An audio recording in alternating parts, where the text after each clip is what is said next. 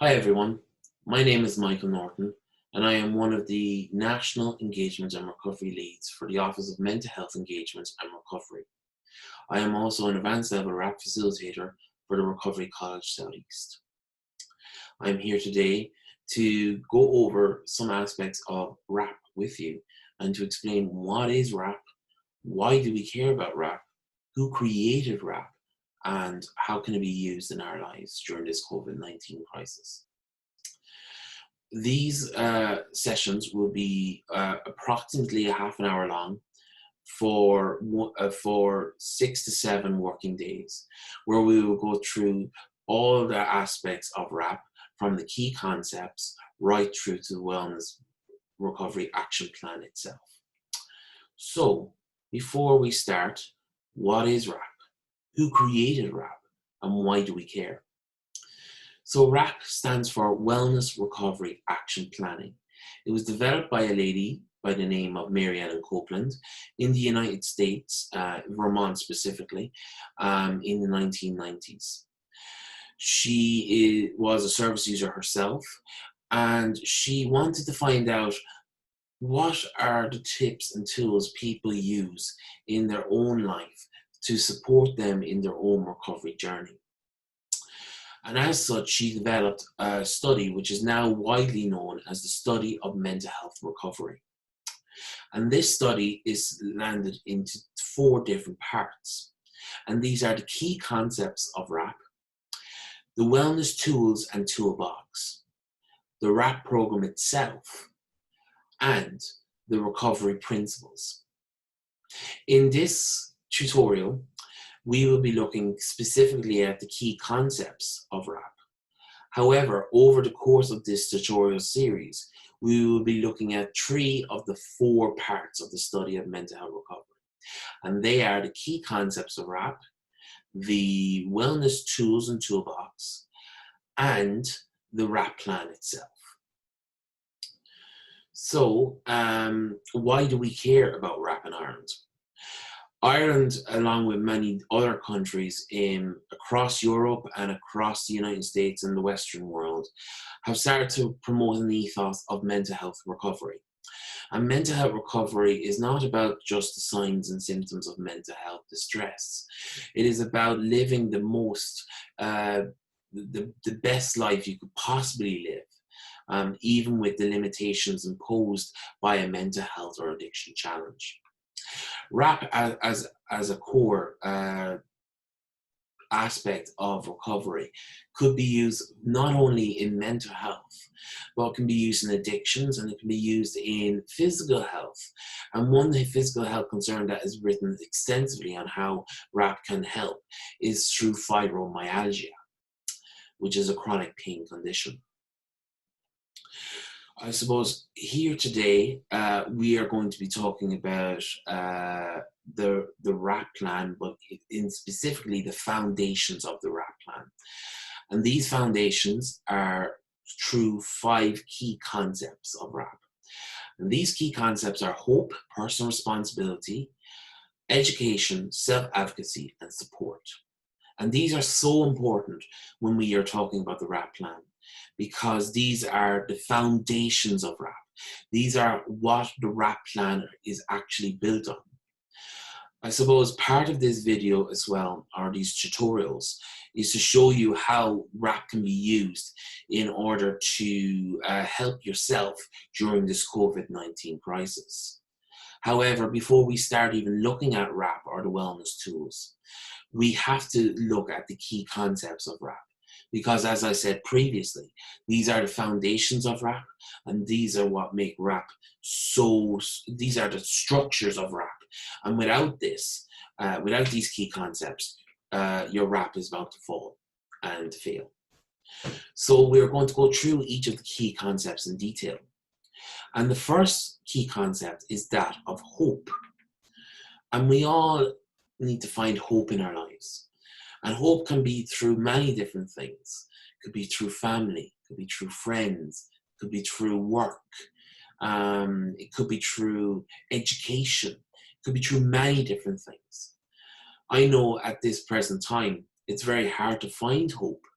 And that's simply because we're stuck within a 2 kilometer radius of our home. If we're over 70 years of age, we're cocooning full time. And and because we're Irish, we're very sociable people. And we like to be around each other, and we like to support each other. And unfortunately, because of this crisis, we can't do that as effectively as we would have when we were free to roam this whole country and this world, so to speak. So how can we have hope even during this time of COVID-19? And that's simply done, as I said before, from family, from being connected to friends.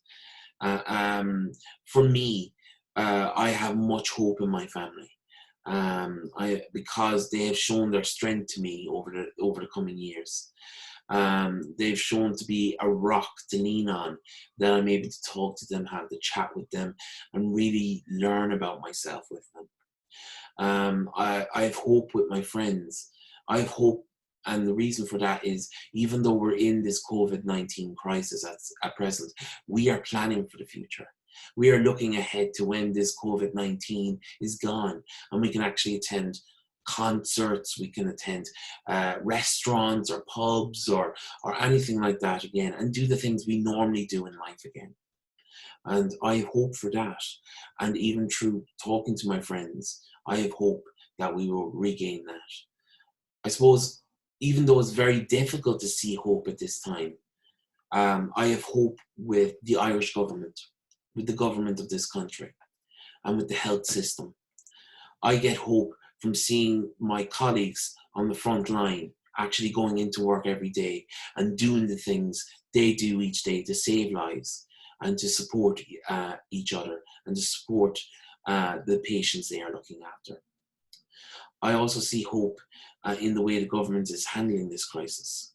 And it gives me great pride to be Irish, the fact that they're handling it so well. The fact that we are being kept up to date with the latest information and how things are really, I suppose, starting to reduce a little bit in some aspects, and how people are showing hope that, yeah, we might be stuck in this for another 2 or 3 weeks, but there is an end in sight, and that's the most important thing. And you can see that through the news and all that. And sometimes the news is not great for giving us hope, because it always focuses on the negative. So I find myself actually just talking to my friends, and not looking at the likes of Facebook or Twitter or Instagram that much, because it kind of downs you a little bit, because you're kind of like, oh crap, we're still stuck in this, and we're going to be stuck in this for a long time. And I don't want to have that negativity around. And so, by preserving the hope in me, I don't look at these things that often anymore. So that is hope. And hope is very comprehensive, but it's very, very important to have in one's recovery. Not only from mental health, but from physical health challenges. We have to have hope for the future. Sometimes it's very hard to see it, but there is always light, even in the darkest of tunnels. The next key concept is that of personal responsibility. This is really pertinent in the mental health setting, because really, when it comes to your mental health, you have the responsibility to make sure that you do the things that gets you well and keeps you well. You have a responsibility to look at things that actually causes you to become unwell, and try and reduce or minimize them to as much as possible. Personal responsibility was a huge one for me in my recovery. For those that don't know me, I am a service user myself. I've gone through many periods of hospitalization and poor ill health. My main complaint would be around hearing voices and seeing shadows. But I was also trained to be a general nurse at that time. And I thought mental health was very much like physical health. You go into hospital with a broken arm. They take an x-ray, they put on a plaster of Paris. You leave on that plaster of Paris for 6 weeks. They take it off, they take another x-ray, they see the bone is healed, you do a bit of physical therapy or physiotherapy rather, and hey presto, you're back as new. Unfortunately, with mental health, it's not that simple. And you really have to work on it every day. And with me, it's kind of working around my voices and my shadows. I still hear them every day, and I see my shadows a lot of the time as well. And for me, it's about, you know, I'm hearing these, and they are causing me distress sometimes. But hey, do you know what? I have the responsibility to do the things that actually make me feel good, um, and that actually will preserve my health rather than not. I suppose the easiest example of this is through music. There are certain songs that I am not able to listen to because they bring me back to a place where I really was in a bad place. The perfect example of this is there's a song out there and it's called Timberland's Apologize, and it's with One Republic. So if you look it up, you will easily find it. Um, it's one of these songs that I cannot listen to because it brings me back to a place where I would have been. It would have been a winter's night a couple of years ago, chopping beef. And beef is kind of a product that you kind of give to cattle or to cows or whatever, so that they can eat them and fatten them up. And I was chopping it anyway for them with a shovel, and all I could think about was putting my head between the shovel and the ground, and the rest is obvious. Um, and when I listen to that song, for some reason it brings me back to that place, and that's why I cannot listen to that song, even though I really like the song, and it really is kind of one of my type of songs, if that makes sense. But for me and my own recovery, I have to take the personal responsibility to say, no, this actually really affects me. So I cannot go near that song, even though I like the song and I think it's a really, really good song. It actually really has a negative effect on me, and I have to stay clear of that. And that's what personal responsibility is about. It's about looking at what can I do right now to keep myself well, to stay well and keep well. And that goes with this COVID-19 crisis as well. The news is the perfect example of something that is so negative all the time lately with this whole COVID-19. And one way to take personal responsibility for your own wellness during this time is to actually say, I'm not going to watch the news today. I'm going, it's full of bad stuff. I'm just going to relax and do the things that actually work for me to keep myself well on a daily basis. So that's personal responsibility in a nutshell. We then go to the third key concept, and that is education. And education is very important. In mental health and in physical health, it's important to know what you have. It's important to know what medication you're taking, the possible side effects of that medication. It's important to know what treatments you're going through, whether that's cognitive behavioral therapy, whether that is a mutual support group, or whether that is some sort of medication. It is so important to know what you are taking, what you are doing.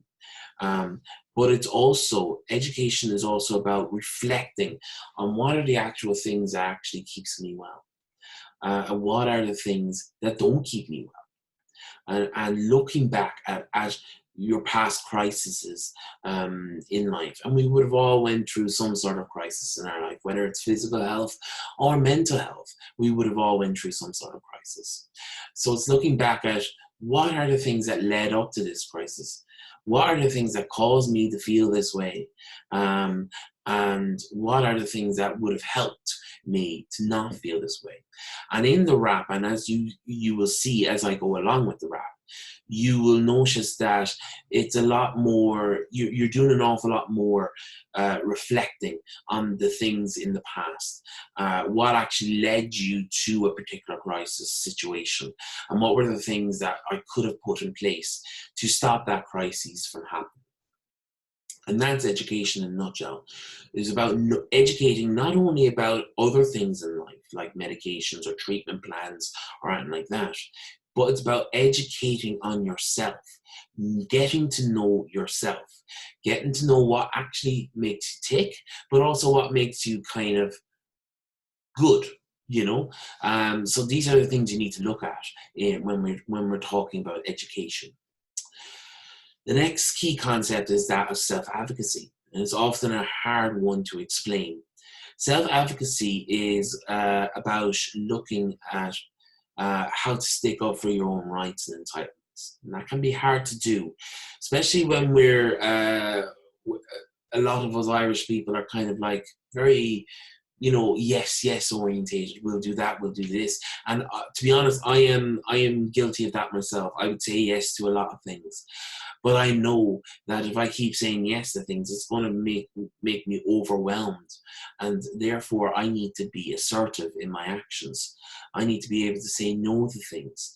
And don't get me wrong, that's very, very difficult to do. But that's something that's really important to do nevertheless. One of the things I like about the concept of self-advocacy is that they have a personal bill of rights attached to self-advocacy. And these personal bill of rights are a list of 24 to 28 different things that you have a right for in your own recovery journey. There's one that really stands out for me, and it is I have the right to my own reality.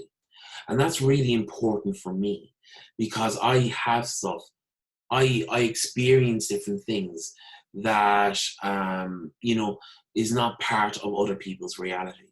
I hear voices, I see shadows. I hear them talking to me every so often. I see shadows every so often. Other people do not see that or hear that. So, and that often makes me feel like, oh, I'm the only one, or, there must be something seriously wrong with me or whatever, but it's not. It's more so, and in rap, it makes me feel like that I do not have anything wrong with me, that it's something part of my human condition, that, I have the right to have these realities in my life, and that's okay, and that's important. And that's why I really like the personal bill of rights, because it actually includes people like me who have a different reality to everyone else. I suppose in COVID-19, there are many personal bill of rights that can link to that as well. You have the right to say no. There's a lot of different things. And it's really kind of advocating. It's really the nuts and bolts of self-advocacy is sticking up for your rights, your entitlements. For instance, in this COVID-19 world that we're now living in, a lot of people are finding themselves on the COVID-19 benefit, but a lot of people don't know whether they should go on it or not, or if they've lost their job, they're kind of like, maybe I shouldn't go on it, because maybe I'll be stuck on it or whatever, or maybe I'll lose my job at the end of it. But it's important that that payment is there for you, so you should take it. And it's there for you until such a time that you can get your job, or to such time that this COVID-19 goes, or is cured in some way. So that's self-advocacy. The final key concept of RAP is support. It's probably one of the most important ones after hope. And the reason why it is important is because as we go through our RAP plan, you will see points where your supporters will have to come in. Support is about finding the people who actually support you in your life, in your recovery, and even right now. Say, for instance, you're cocooning at the minute. Who are the people that are bringing you food? Who are the people that are doing your shopping? Who are the people that are paying your bills? All these kind of things. Who are the people that are bringing you your post? All these things are so important, and these are all supporters. And the very same in physical health as it is in mental health. You need to identify who exactly are the people that are my supporters? What are the kind of things that they are good at doing? And what are the kind of things that I need them to do when I'm in a place of crisis? And that can vary from different bits and bobs as well.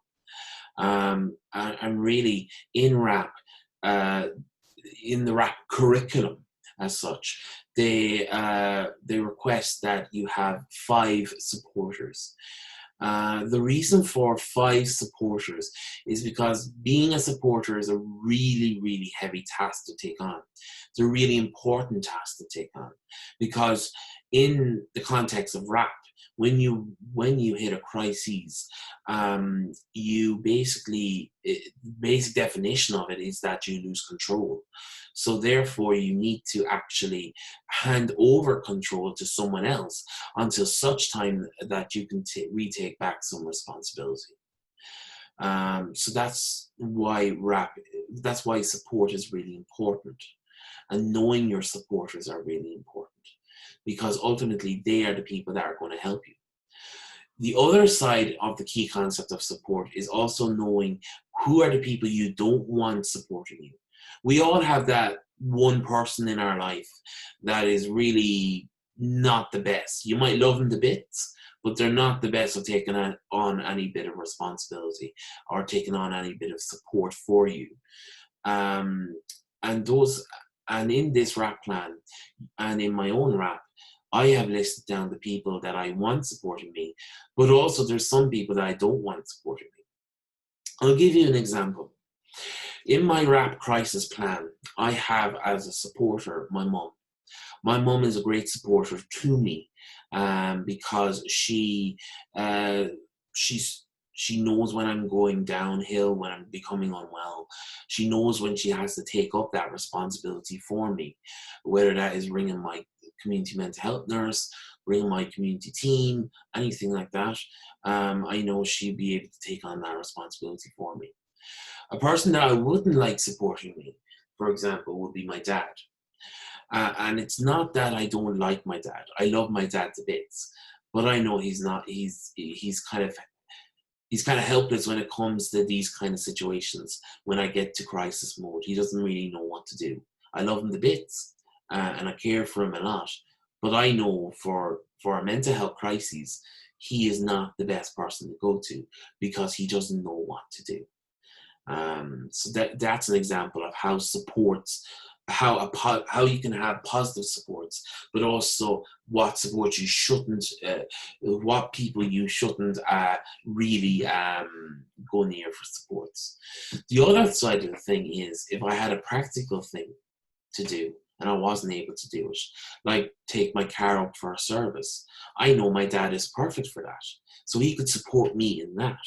But he wouldn't necessarily be good at supporting me during a mental health crisis as such. Looking at the nuts and bolts of it, if you know. Whereas my mum would be great for that. So that's just an example of how supports work for me. So that seems to be it. We've gone through the story of RAP and how it was created, and how it is part of a 4-part study to mental health recovery. And those 4 parts are the key concepts, the wellness toolbox, the RAP plan itself, and the recovery principles. For today's session, we've gone through the key concepts of RAP, and they are hope, personal responsibility, education, self-advocacy, and support. And we've given examples of how we could use it not only for this now ever-growing crisis of Covid-19, but we can also use it for mental health challenges as well. So tomorrow's session is going to be on the wellness tools and toolbox. And this is a really important aspect of RAP as well, because these are the things that support you in maintaining your wellness. And we will go into further detail in that tomorrow. Finally, I'd like to thank you for listening to me ramble on and discuss the RAP plan or discuss the key concepts of RAP with you. And I hope you will join me tomorrow for a look at the Wellness Toolbox and how that will support you in your recovery journey, but also during this time of crisis, of national crisis with this COVID-19 pandemic. I'd also like to thank Mental Health Ireland for actually posting this video up on their webpage so that people could see it and could get some benefit from this. And I hope you've got some benefit from this. And if you've any feedback, please let the Mental Health Ireland know. But between now and tomorrow, I hope you stay well, keep well, and look after yourself and look after your family and your friends. And be the best supporter or be the best person you can be between now and tomorrow. Thank you.